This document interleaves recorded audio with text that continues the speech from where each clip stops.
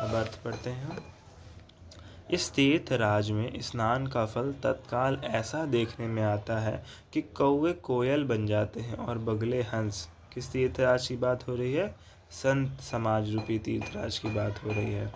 यह सुनकर कोई आश्चर्य न करे, क्योंकि सत्संग की महिमा छिपी नहीं है। सत्संगति महिमा नहीं गोई।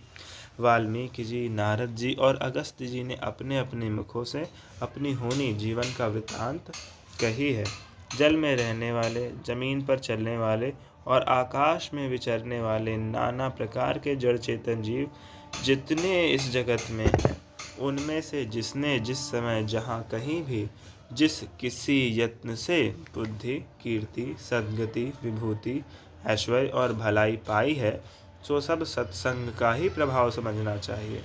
वेदों में और लोक में इनकी प्राप्ति का दूसरा कोई उपाय नहीं है।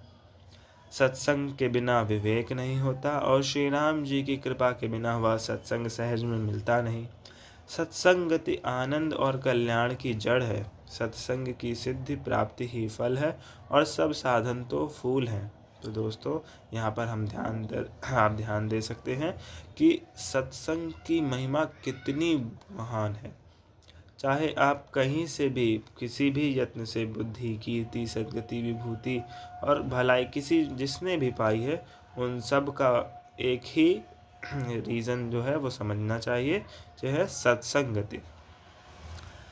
दुष्ट भी सत्संगति पाकर सुधर जाते हैं। जैसे पारस के स्पर्श से लोहा सुहावना हो जाता है, सुंदर सोना बन जाता है, किंतु दैव योग से यदि कभी सज्जन को संगति में पड़ जाते हैं तो वे वहाँ भी सांप की मणि के समान अपने गुणों का ही अनुसरण करते हैं। अर्थात जिस प्रकार सांप का संसर्ग पाकर भी मणि उसके विष को ग्रहण नहीं करती तथा अपने सहज गुण प्रकाश को नहीं छोड़ती, उसी प्रकार साधु पुरुष दुष्टों के संग में रहकर भी दूसरों को प्रकाश ही देते हैं। दुष्टों का उन पर कोई प्रभाव नहीं पड़ता।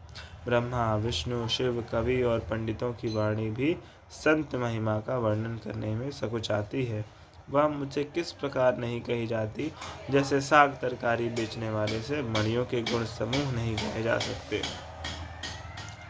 मैं संतों को प्रणाम करता हूँ, जिनके चित्त में समता है, जिनका ना कोई मित्र है और न शत्रु।